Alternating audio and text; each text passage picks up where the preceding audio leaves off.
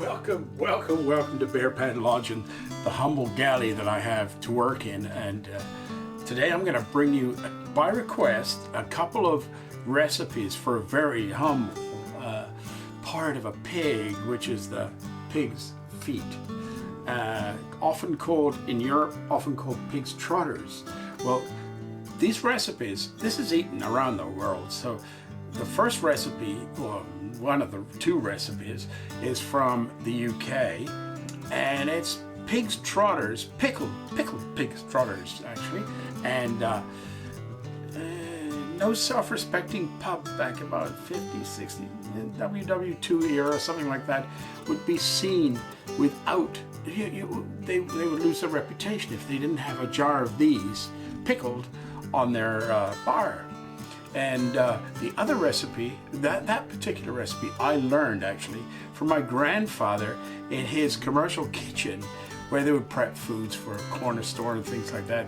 Foods such as pickled eggs, pickled anything really, pickled beets, and and also made head cheese and all that sort of stuff. Well, I was mesmerized by the entire process, so I kind of snuck in and got the secrets of these pretty early in my life.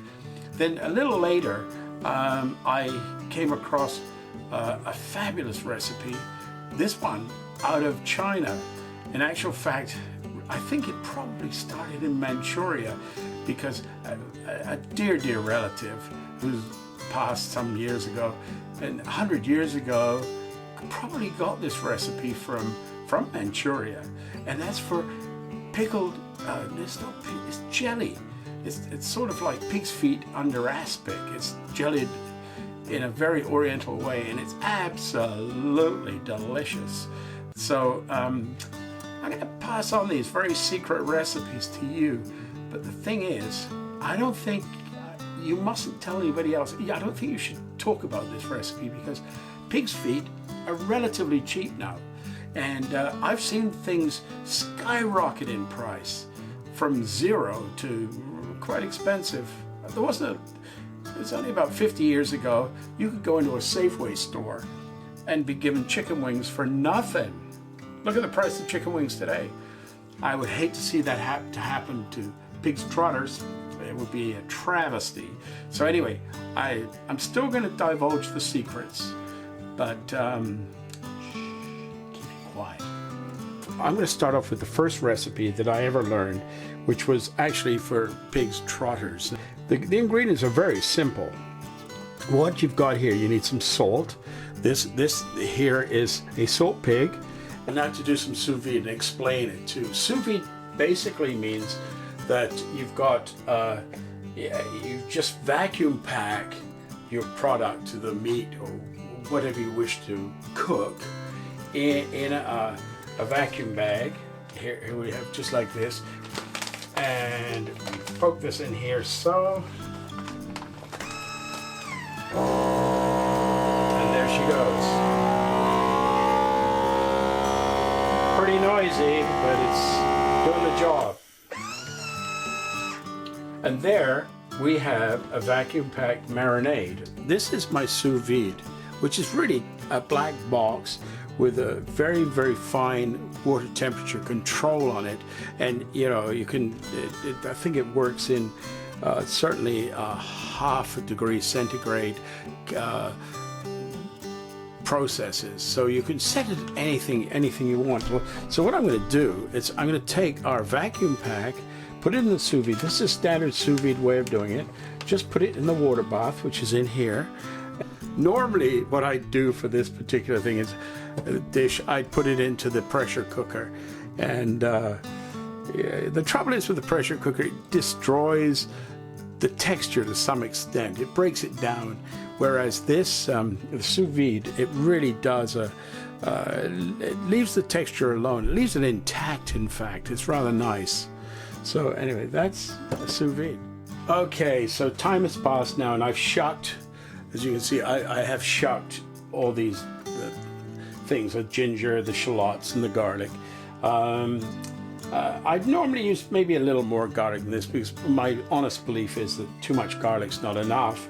But It's really, really raining outside, and I didn't want to go out to the garden and dig up some more garlic. So same with the shallots. I dug up the shallots. I think this is enough shallots and stuff like that. So ginger, yeah, never too much ginger either, because it's really good for you.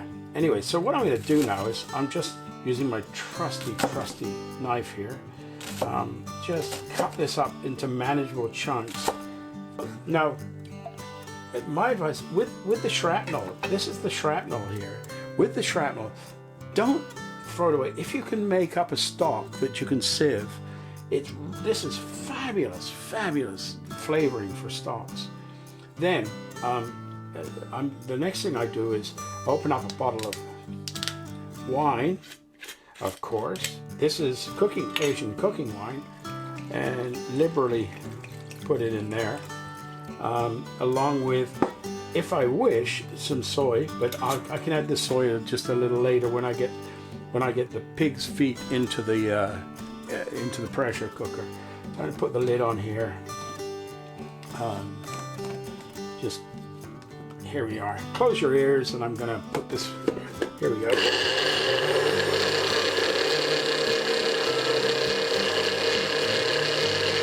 Now you have to believe me when I say that's a little faster than using this device. This is the pure device, but the impure device does a really good job. So let's boogie over to the stove. It's now time to trot to the pot. So we take our trotters and put them in the pot. In they go. You know, as I said to you earlier, try and get your butcher to leave them whole if you can. But you know, beggars can't be choosers. You have to take whatever they give you. All right, so the next thing I'm going to put in is our marinade, which is, here we go with that. Okay, gooey substance. Now I'm going to clean that out with water into the pot to add to it. In goes our star anise, absolutely important to this dish. Critical, crucial if you want the authentic taste. Add some water in here, and remember not to overfill it, because pressure cookers have a certain limit that they can handle. Now, as with many recipes, there's no set time for this. You'll just have to make yourself an expert, and it'll take you I think 54.5 attempts at this dish to really perfect it, or something like that. Okay, so it's the next day now, and last night, around about late last night, 11 o'clock, something like that, I turned off the pressure cooker and let it cool off overnight, and that had the pig's feet in for the jello. Meanwhile, for the pig's feet, for the trotters for the English bar type of trotter type meal, I put those in. I left those in the sous vide, which was on all night, to really make them easy to eat. So as I explained, I had to take the bones out of the pig's feet and separate it from the what will be our jelly. So here are the bones. As you can see, there's an awful lot of bones, because the pig's feet have a lot of bones in them. And then this is the stock in another saucepan here. Now it's time to put the ginger, the garlic, and the shallots into our mix, and with the paddle, just stir it in well. Just make sure. Now, okay, it's got a kind of it's already got a gelatinous feel to the thing now. You see the pieces are pieces of skin in here, and pieces of.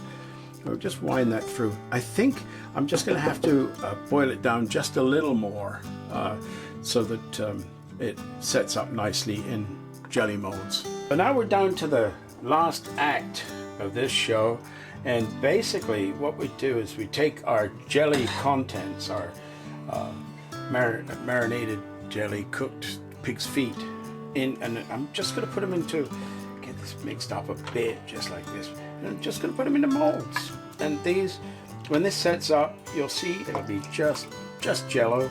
And this I'm going to refrigerate when I've got these full. I'm just going to fill these containers up like so. All right. Oh, look at that. There we have 3 delightful dishes. Same dish, but 3 just fabulous portions. You give them away as gifts or something like that, or just basically you freeze them. I've kept them in the freezer for months on end, and then you just upend them onto a plate once they've jellied up, solidified, and then you just slice them as you wish. So this is the Jell-O after it's been in the fridge overnight, and now I've got to release it out of this mold, just like this. I'll take away the saran wrap, like so, and to do this I need some hot water in a bowl. So let's get some hot water going. Okay, here we go.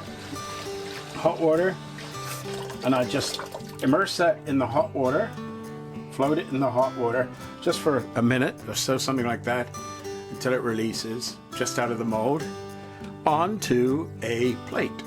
All right, so this is it. Let's see if it'll take. Here we go. I think that might be enough. There it is. Perfect. Look at that.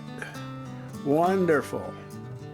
So now the only thing we got to do now is taste it. Now here's the perfect layout for Pig's Trotter jelly. And this is, of course, this is our Asian version, but even though it's Asian, we're just going to do English pub style type food with fresh baked bread, made of fresh loaf of bread, got some nice cheddar cheese and some pickled beets, pickles and stuff like that. So now, if we can see this is how this is going to cut. Here we go. This slices off so nicely. Just like that, beautiful slices of and then we just have a little platter with all this stuff on it. And that's it. So here are the Pig's Trotters in the sous vide bag, after I'd got them out of the sous vide this morning, I chilled them off just a little bit, and we're going to put those into this jar here. So that's our first thing that we're going to do is put these into the jar. So we'll open up the jar, make sure the jar is nice and clean and sterilized, and then we're just gonna cut open the sous vide bag. And once again, all sous vide means is vacuumed. You vacuum pack the food, put it into the sous vide at fairly low temperatures. I think I did this one at 60 degrees, something like that. So it wasn't terribly, but it was in for an awfully long time, like all night. So now, there, you can see the Jell-O on that. This is just wonderful. I guess really I should, no, I'm doing this wrongly. I think I should cut these up so that they're bite size. And also they fit in the jar better. So here we are back to start our marinade. And I've got some cider vinegar, apple cider vinegar actually, and got a little salt. A little pickling salt. I'm going to put that on first. A little pickling salt in at the top. I even went to the garden and got a peppers just fresh out of the garden. I'm only going to put a little piece of pepper in there because, you know, our peppers have a tendency to be really, really hot. Then, of course, in goes the maple syrup, and that'll give us a very nice marinade. Pickling marinade. And then we're going to top this up with vinegar. So there goes and I'm going to go right to the very top so that everything is immersed in it, and then close it up. So there we have it. It just flopped out over there, and that means that there's no air in there at all. And there you have it. It's very pretty, very nice, very, very